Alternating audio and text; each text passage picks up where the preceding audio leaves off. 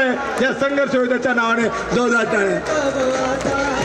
ऐतिहासिक राज्यव्यापी बौद्ध धम्म परिषदेचे माननीय अध्यक्ष रामदासजी आठवले आता आपलं अध्यक्षीय मनोगतपर मार्गदर्शन इथे करतायत. एकदा जोरात त्यांच्यासाठी टाळ्या झाल्या पाहिजे.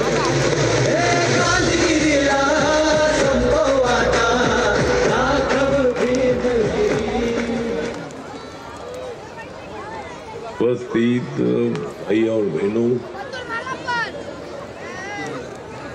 all my dear people are also present here in this Nashik city, and many dignitaries from all over the world, from America. America is the country. Republican parties in America and Republican parties also in India also. Some Buddhist monks came from America. Some Buddhist monks came from Japan. Some Buddhist monks are from Bangladesh, Vietnam, Myanmar, Poland. I welcome all the Buddhist monks here in Nashik city. And Nashik is the historical place. Dr. Babasaheb Ambedkar started the agitation in front of the Kalala Mandir on 2nd March 1930. And that agitation was continued up to 1935. And Babasaheb Ambedkar wanted his right. Just Dr. Babasaheb Ambedkar wanted the right to him and to his society, untouchable society. In India at that time Chaturvarna was here.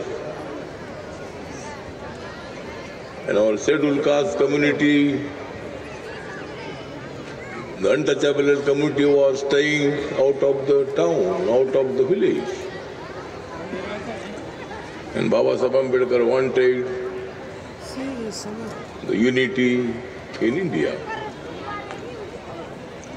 Babasaheb आंबेडकरांना या देशामध्ये unity हवी होती. बाबासाहेब आंबेडकरांना हा देश सगळा एक ठेवायचा होता. बाबासाहेब आंबेडकरांना समतेवर आधारलेला विचार धम्म स्वीकारायचा होता. बाबासाहेब आंबेडकरांचं कर्तृत्व फार मोठं कर्तृत्व आहे. गौतम बुद्धांचं कर्तृत्व तर मोठं आहेच आहे. ज्या सिद्धार्थ गौतम हे शुद्धोधन राजाच्या पोटी जन्माला आले, त्यांच्या कुटुंबामध्ये जन्माला आले आणि त्या सिद्धार्थाने मानवाच्या कल्याणासाठी त्या ठिकाणी तपश्चर्या केली, बोधगया या ठिकाणी. आणि बोधगया या ठिकाणी त्यांना ज्ञानप्राप्ती झाली. माणसाच्या मनातला जो अहंकार आहे तो अहंकार बाजूला काढू, जगातल्या मानवाला शांतीचा संदेश देण्यासाठी, हिंसेच्या दिशेने वळणाऱ्या मानव जातीला थांबवण्यासाठी दररोज चाललेला जो संवार आहे तो संवार थांबवण्यासाठी सिद्धार्थ गौतमांना फार मोठे कष्ट घ्यावे लागले. आणि सिद्धार्थ गौतमांना ज्ञान प्राप्ती झाली 2500 वर्षापूर्वी. एक तर गौतम बुद्धांच्या जीवनामध्ये एक गोष्ट अत्यंत महत्वाची आहे. त्यांचा जन्म झाला पौर्णिमेला, त्यांचं महापरिनिर्वाण झालं पौर्णिमेला, त्यांनी बौद्ध दीक्षा दिली पौर्णिमेला. आणि या देशामध्ये तयार झालेलं डेमोक्रेटिक तत्वज्ञान, विज्ञानावर आधारलेलं तत्वज्ञान ज्या तत्वज्ञानाने सगळं जग पादाक्रांत करून टाकलं. विश्व शांतीचा संदेश घेऊन चाललेला बुद्धिझम हा मोठ्या प्रमाणामध्ये भराभर सगळ्या देशामध्ये जाऊन पोहोचला. या देशातली डेमोक्रेसी, या देशामध्ये 2500 वर्षापूर्वी डेमोक्रेसीचा जन्म झाला. बुद्धाच्या काळामध्ये भिक्खूंमध्ये वाद व्हायचा आणि निर्णय घ्यायचा कसा, हे करायचं की ते करायचं अशा पद्धतीची चर्चा व्हायची. त्या ठिकाणी 2 मताचे लोक असायचे, 3 मताचे लोक असायचे आणि मग निर्णय घेण्यासाठी काय निर्णय घ्यायचा तर बहुमताचा निर्णय हा सर्वांनी मान्य करायचा. ही डेमोक्रेसी त्या काळामध्ये जन्माला आली आपल्या देशामध्ये, बुद्धिझमच्या काळामध्ये. ही डेमोक्रेसी जी आहे, ही डेमोक्रेसी आज अमेरिकेमध्ये, इंग्लंडमध्ये, फ्रान्समध्ये, जर्मनीमध्ये अनेक देशामध्ये लोकशाही आहे. 1 मॅन 1 व्होट 1 व्हॅल्यू हे या देशाच्या लोकशाहीचं मुख्य तत्वज्ञान आहे. आणि सिद्धार्थाने दिलेली डेमोक्रेसी, त्यानंतर डॉक्टर बाबासाहेब आंबेडकरांवरती देशाचं संविधान लिहिण्याची आलेली मोठी जबाबदारी. बाबासाहेब आंबेडकरांनी आपली लोकशाही जी आहे ती लोकशाही अशी मजबूत केलेली आहे की बाबासाहेब आंबेडकरांच्या लोकशाहीला, बाबासाहेब आंबेडकरांच्या संविधानाला कुणीच हात लावू शकत नाही. तेवढी ताकद कुणाच्या हातामध्ये अजिबात नाही त्या संविधानाला हात लावण्याची. आणि जर कुणी संविधानाला हात लावला तर आम्ही अजिबात त्यांना सोडणार नाही. बाबासाहेब आंबेडकरांच्या संविधानाला हात लावणं एवढं सोपं काम नाही. आम्हाला हिंसा नको आहे. आम्ही अल्पसंख्याक आहोत, पण एकदा आम्ही जर खवळलो तर आम्ही कुणाच्या बापाला ऐकत नाही, आम्ही जेलला घाबरत नाही. पूर्वी आमच्या काही कवीने असं म्हटलेलं आहे की तुम्ही आम्हाला जेलमध्ये टाकलं तर आम्ही एक दिवस सगळा जेल घेऊनच आम्ही उडून जाऊ. आम्ही सर्वजण, पण आम्हाला हे सगळं नाही करायचं. आम्हाला शांततेच्या दिशेनं देशाला पुढे घेऊन जायचं आहे. नरेंद्र मोदी म्हणतायत की आम्हाला युद्ध नको आहे, आम्हाला बुद्ध हवा आहे.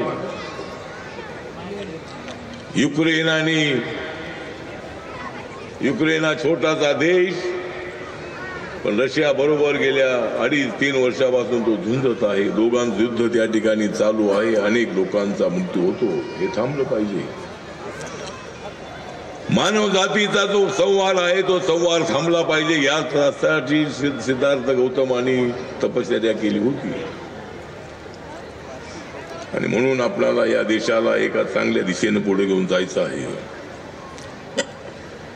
आम्हाला सर्व धर्माचा आदर करायचा आहे. सर्व धर्मी आमचे मित्र आहेत, भाईचारा आहे. पण आमचा धर्म आहे बौद्ध धर्म आहे. मी बुद्धिस्ट आहे. मी जरूर नरेंद्र मोदींच्या सोबत आहे. जरूर मी नॅशनल डेमोक्रेटिक अलायन्स मध्ये आहे. पण मी आपल्याला एवढंच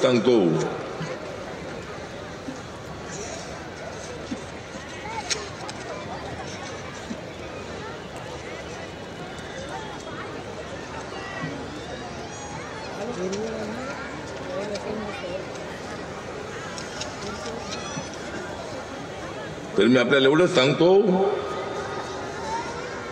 कि मुझे दूसरों के रास्तों से चलने की आदत नहीं है. मुझे दूसरों के रास्ते से चलने की आदत नहीं है. मुझे मेरे बुद्ध और भीम के रास्तों से चलने की आदत है. मुझे दूसरों पर जलने की आदत नहीं है. मुझे दूसरों पर जलने की आदत नहीं है. लेकिन जो मेरे ऊपर जलते हैं उनको मिलने की मुझे आदत है. जलना है तो जलना है, चलते रहता है. जलते जलते आदमी खत्म हो जाता है. इसीलिए मैं किस पर जलता नहीं. जिंदगी में जलना नहीं चाहिए. जिंदगी में बुझाने का काम करना चाहिए. बाबा साहब अम्बेडकर जी ने बुझाने की जिम्मेदारी अपने ऊपर रखी है. लेकिन बहुत लोग मेरे ऊपर जलते हैं. जलने दो, लेकिन मैं तुम्हारे ऊपर नहीं जलूंगा. तुम अगर मेरे ऊपर जलते हो तो आप जलते रहो, लेकिन मैं तुम्हारे ऊपर नहीं जलूंगा और एक दिन मैं तुम्हें आकर कहीं ना कहीं तो मिलूंगा. तर आपण बुद्धाच्या तत्वज्ञानाप्रमाणे आपण पुढे चाललेलो आहोत. आणि आज नाशिकमध्ये आहे बौद्ध धम्माची हवा. आज नाशिकमध्ये आहे बौद्ध धम्माची हवा. मग का मिळणार नाही प्रकाश दोंडेंना लाल दिवा?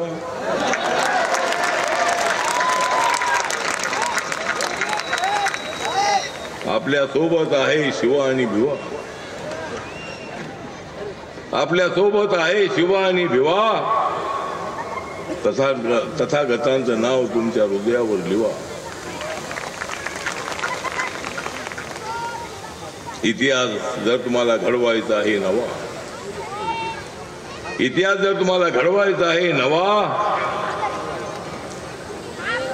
तर निर्माण करा वस्ती वस्तीमध्ये, गावागावामध्ये बौद्ध धम्माची हवा. तर बौद्ध धम्म हा एवढा सोपा नाही. बाबासाहेब आंबेडकरांनी फार मोठ्या कष्टाने घेतलेला हा बौद्ध धम्म आहे. आणि नाशिकमध्ये ही धम्म परिषद ठरल्यानंतर नाशिक हे ठिकाण, मी प्रत्येक वर्षी 2 मार्चला या ठिकाणी येतो आणि सत्याग्रहाची प्रेरणा घेण्यासाठी हजारोच्या संख्येने लोक इथे येतात. प्रत्येक वर्षी पलीकडच्या मैदानामध्ये आपली सभा व्हायची. मी प्रकाश लोंढेंना सांगितलं की यावर्षी आपण असं करूया की बौद्ध धम्म परिषद घेऊया. आणि आज आम्हाला आनंद आहे की बाबासाहेब आंबेडकरांना त्या काळामध्ये राम काळाला मंदिरामध्ये जाता आलं नाही, त्यांना अडवण्यात आलं. पण आज मला त्या मंदिराचे जे पुजारी आहे, काय नाव प्रकाश?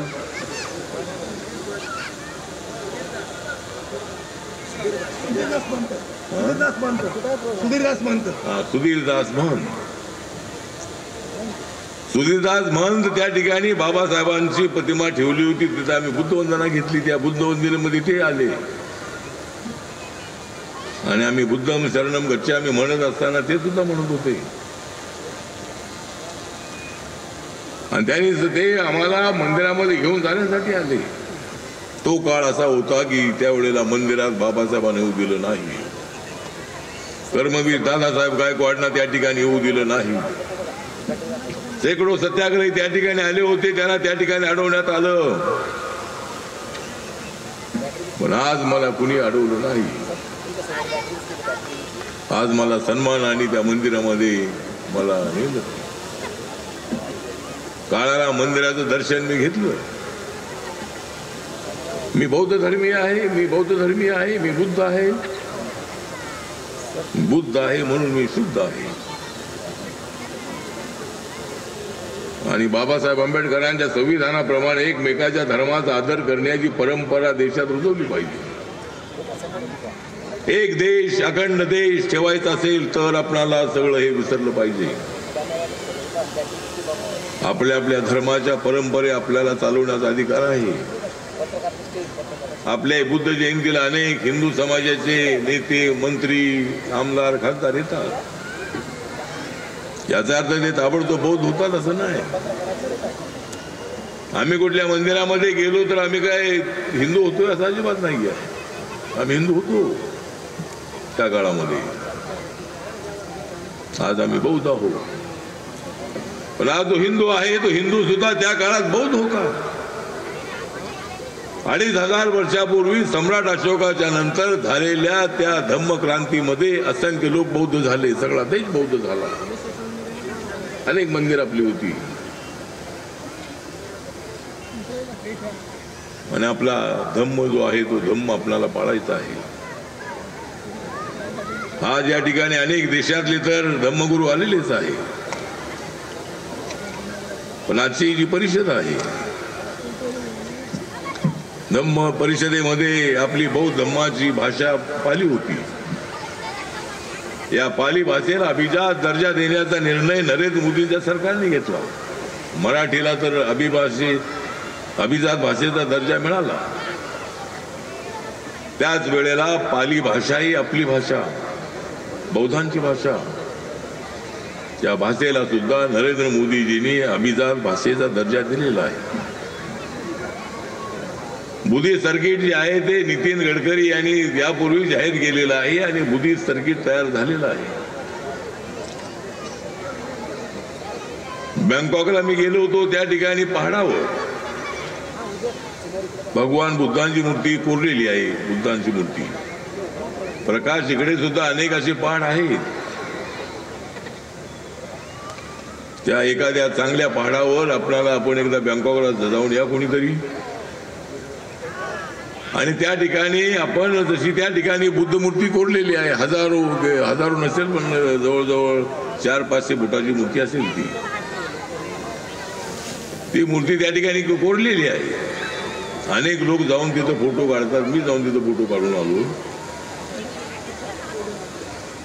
आणि आता दुबईमध्ये सुद्धा आम्ही जागा मागितलेली आहे. त्या ठिकाणी एक सुंदर असं बुद्ध मंदिर, बुद्ध विहार आणि बाबासाहेब आंबेडकरांचा पुतळा उभा करण्याचा आमचा प्रयत्न आहे. मला अनेक देशातून फोन येत आहेत, आपण या, आम्ही तुम्हाला जागा देतो. मी सांगितलं फक्त जागा देऊन चालणार नाही, फक्त जागा घेऊन करणार काय? पैसे देत असाल तर मी येतो म्हणजे मला पैसे नको. जागा दिल्यानंतरही जागा बांधण्यासाठी आपल्याला त्याचं नियोजन करावं लागणार आहे. आणि अनेक ठिकाणी बाबासाहेबांचे पुतळे, बुद्धांची मंदिरं उभं करण्याचा आमचा प्रयत्न आहे. ज्या देशामध्ये बौद्ध धर्म नाही त्या ठिकाणी सुद्धा बौद्ध माणसं काय आहे. दुबईमध्ये मला अनेक वेळेला, वर्षातून 3-4 वेळेला लोक तिथं बोलवतात अनेक कार्यक्रमाला. आणि त्या ठिकाणच्या राजाला एकदा मी जाऊन भेटून आलेलो आहे. आणि जसं आपलं मंदिर, हिंदूंचं मंदिर जसं उभं राहिलं आहे अबुधाबीमध्ये, तसं बुद्ध मंदिरही त्या ठिकाणी उभं करण्याचा आमचा प्रयत्न आहे. 1-2 नोव्हेंबरला त्या ठिकाणी एक फंक्शन आपण ठेवलेलं आहे. आणि दुबईमध्ये रिपब्लिकन ग्लोबल फ्रेंड्स क्लब नावाची एक संस्था स्थापन होणार आहे. त्या ठिकाणी बाबासाहेब आंबेडकरांच्या नावाने अनेक लोकांना देशातल्या परदेशातल्या अवॉर्ड देण्याचा कार्यक्रम ठेवणार आहोत. यांना कोणाला दुबईला यायचं असेल त्याने यायचं आहे. ज्यांच्याकडे पासपोर्ट नसेल त्यांनी पासपोर्ट काढायचा आहे. पासपोर्ट काढायचा असेल तर कुठलीही केस असता कामा नाही. ज्याच्यावर एखादी केस असेल त्याला पासपोर्ट मिळत नाही आहे. पण ठीक आहे, म्हणजे आपले कार्यकर्ते असंख्य असे आहेत की त्यांना जर यायचं असेल तर त्यांनी तसा प्रयत्न करायचा आहे. आणि आज या ठिकाणी आदरणीय राहुल मोदीजी उपस्थित आहे. राहुल मोदींची तब्येत ठीक नसताना ते आजच्या कार्यक्रमात उपस्थित आहे. मदन सुगत जे आहे त्यांचं अत्यंत मोठं योगदान आहे. अत्यंत चांगल्या पद्धतीनं ही परिषद यशस्वी करण्यासाठी त्यांनी सुद्धा मोठं सहकार्य केलेलं आहे. अनेक देशातल्या परदेशातल्या बौद्ध भिक्खूंना निमंत्रित करण्यामध्ये त्यांचा महत्वाचा वाटा आहे. आणि ते सुद्धा या ठिकाणी उपस्थित आहे. या ठिकाणी अनेक बौद्ध भिक्खू तर आपण आहेतच आहेत. त्याचबरोबर समीर वानखेडे आपल्या समाजाचे IRS अधिकारी आहेत. NCBचे अधिकारी होते. आता इन्कम टॅक्सचे कमिशनर म्हणून ते कदाचित लोक मुंबईमध्ये येणार आहे. त्यांच्या पत्नी क्रांती रेडकर या फिल्म अभिनेत्री आहे आणि त्या सुद्धा या ठिकाणी आलेल्या आहे. माझी पत्नी सुद्धा या ठिकाणी आलेली आहे. या ठिकाणी अविनाश म्हातेकर आहेत, आमचे रिपब्लिकन पक्षाचे. बनते संघरत्न आहेत. बाबूराव कदम आहेत. गौतम सोनवणे आहेत. पप्पू कागदे आहेत. Advocate BK Barve, Avinash Kamble, MS Nanda, Bhushan Londhe, Amol Pagare, Rambaba Pathare, Narayan Gaikwad, Bharat Nikam, Santosh Katare, Prakash Ikde, Prakash Pandit Salve, Ramayana काय समाधान जगताप, समाधान जगताप, बाळासाहेब सोळसे, समाधान जगताप, अर्जुन पगारे, असे अनेक मान्यवर आणि असे आणि नाशिक शहर, नाशिक जिल्ह्यातून तर लोक मोठ्या संख्येने आहेतच आहे. बाहेरच्या अनेक जिल्ह्यातून कार्यकर्ते या ठिकाणी आलेले आहेत. सर्वांनी आजची जी धम्म परिषद आहे त्या धम्म परिषदेला अत्यंत चांगल्या पद्धतीने सहकार्य केलेलं आहे. पण एक महत्वाचा ठराव आहे तो ज्या पद्धतीनं बोधगया या ठिकाणी सिद्धार्थ गौतमांना ध्यानप्राप्ती झाली, ते महाबोधी महाविहार जे आहे त्या विहाराचे ट्रस्टी आहेत. त्या ट्रस्टीमध्ये सगळे ट्रस्टी बुद्धिस्ट असायला हवेत. मग त्याच्यामध्ये काही ट्रस्टी हिंदू समाजाचे आहेत आणि त्यामुळं सर्व देशभरामध्ये आंदोलन होत आहे. त्यामध्ये रिपब्लिकन पक्षही त्यामध्ये सामील आहे. बौद्ध म्हणून आम्ही सगळे भिक्खू संघासोबत आम्ही आहोत आणि माननीय नितीश कुमार यांना मी पत्र पाठवणार आहे. त्यांना एकदा मी जाऊन भेटणारे आहे आणि ते जे बुद्ध विहार आहे ते बुद्ध विहार आमच्या ताब्यामध्ये द्या अशी आमची मागणी आहे. सगळे ट्रस्टी आमचे बुद्धिस्ट असले पाहिजेत आणि जर आमचे त्या ठिकाणी बुद्धिस्ट बदलत नसाल, सगळा ते महाबोधी महाविहार जे आहे ते आमच्या ताब्यात देत नसाल, ट्रस्टी सगळे आमचे नसतील, तर मग आमचा एक माणूस आहे तो हिंदू मंदिरामध्ये घ्या, ट्रस्टीमध्ये घ्या, अशा पद्धतीची आमची सूचना. पण ठीक आहे, आम्हाला काय तिकडे जाण्याची आवश्यकता अजिबात नाही. प्रत्येक धर्माचा ट्रस्ट वेगळा असतो, त्यामध्ये त्या धर्माचे लोक असतात. पण हे महाबोधी महाविहार जे आहे ते महाविहार आपल्या ताब्यामध्ये द्या. सगळे ट्रस्टी बुद्धिस्ट असले पाहिजेत, एवढीच आमची मागणी आहे. तसं ते बुद्धविहार आमच्या ताब्यामध्ये आहे. सगळं त्या ठिकाणी बुद्धिझमचं कामच चाललेलं आहे. नावाला रेकॉर्डचा 1949चा कायदा फक्त आहे आणि त्यामुळं फक्त त्यामध्ये टेक्निकल अडचण आहे.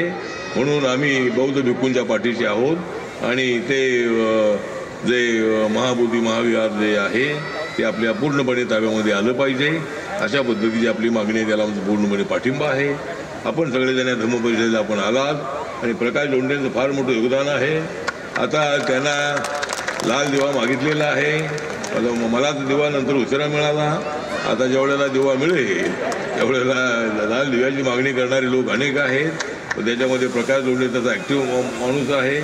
त्याच्याजवळ जरी लाल दिवा आला की आला नाही तरी निळा दिवा त्याच्यासोबत आहे पक्षाचा. पण ठीक आहे, म्हणजे मिळाला तर तो नक्की मी ते देणार आहे. म्हणजे उत्तर महाराष्ट्राला काही मिळालं पाहिजे. जेवढ्याला मी देवेंद्र फडणवीस यांच्याशी बोललेलो आहे आणि आपल्याला नक्कीच सत्तेमध्ये सहभाग मिळणार आहे. सगळ्या जिल्ह्याच्या कमिट्यामध्ये संधी मिळणार आहे, तालुक्याच्या कमिट्यामध्ये संधी मिळणार आहे, त्यानंतर एसओमध्ये संधी मिळणार आहे. महामंडळामध्ये प्रत्येक जिल्ह्याला एक महामंडळ कसं मिळेल या दृष्टिकोनातून आपण प्रयत्न करणार आहोत. तर त्यासाठी आपण निर्धास्त राहा आणि आपण सगळ्या आजच्या परिषदेला आलात. सगळा भिक्खू संघ या ठिकाणी आले भिक्खू संघ या ठिकाणी उपस्थित आहे. आपण सगळे कार्यकर्ते महाराष्ट्रात इथं आलेले आहात. त्याबद्दल मी विदर्भ असेल, मराठवाडा असेल, वेस्टर्न महाराष्ट्र आहे, कोकण आहे, मुंबई आहे, उत्तर महाराष्ट्र आहे, या सर्व डिव्हिजनमधून लोक चांगल्या संख्येने आलेले आहेत. त्या सर्वांच्या या ठिकाणी हार्दिक आभार करतो आणि विशेष प्रकाश लोंढेंचं या ठिकाणी मी हार्दिक आभार करतो. आणि म्हणजे त्यांच्या पाठीमाग आहे तेवढे माणसांचे लोंढे, त्यांच्या पाठीमाग आहे माणसांचे लोंढे, त्यांचं नाव आहे प्रकाश लोंढे. त्यामुळं तो लोकांना चिडतो पण ठीक आहे. तो त्या आणि सत्कार्य करतो, म्हणजे अवॉर्ड देतो. त्यामुळे ठीक आहे. तर आपण सगळे या ठिकाणी आलात, आपल्या सगळ्यांचा हार्दिक आभार. आणि गाण्याचा कार्यक्रम होणार आहे, मी सुद्धा हे गाणं ऐकणार आहे. त्यानंतर मग मी इथून जाणार आहे. नमो बुद्धाय, जय भीम, जय भारत, जय महाराष्ट्र, जय नाशिक. आपण आपल्या जागेवरच बसायचंय. भिक्खू संघाचा आशीर्वाद मिळणार आहे आणि गाणे होणारच, होणार म्हणजे होणार. शांत बसा. पोडियम पोडियम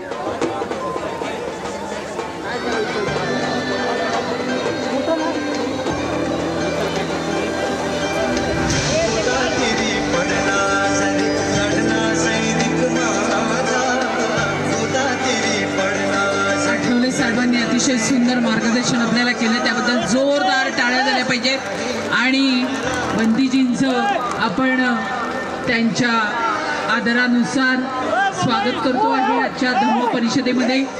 आपण एकदा सर्व बंदीजींसाठी टाळ्या द्यायच्या आहेत. आवर्जून अनेक देशातून बंदीजी आलेले आहेत, आपल्या उपासिका आलेल्या आहेत. Japan, Cambodia, Bangladesh, Vietnam, Poland, America इथून अनेक बंदीजी आलेले आहेत आजच्या कार्यक्रमासाठी. त्यांचं मनपूर्वक स्वागत आणि खूप खूप धन्यवाद. अतिशय सुंदर फोटो आहे हा. सर्व बंदीजींचं अतिशय आदरानुसार स्वागत केलं जात आहे.